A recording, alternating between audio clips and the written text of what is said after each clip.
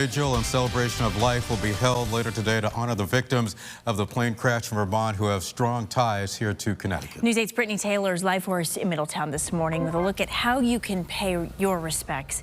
Hi, Brittany. Good morning.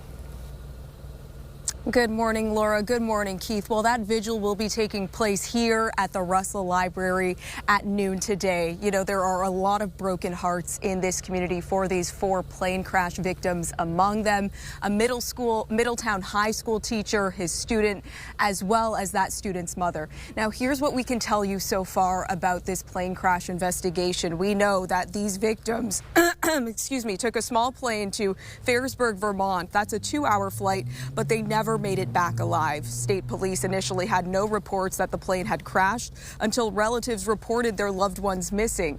The 4 victims have been identified as 55-year-old Paul Pelletier of Colombia, 88-year-old Frank Rodriguez of Lebanon, 51-year-old Susan Van Ness of Middletown, and her 15-year-old daughter, Delilah Van Ness.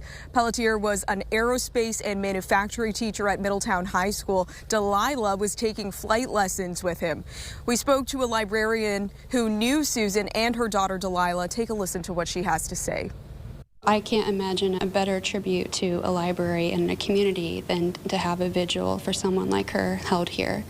And that she felt comfortable here and that it was what her family thought of after her passing just means so much to us. Now, Middletown High School will be closed today. All sporting events have been canceled and rescheduled.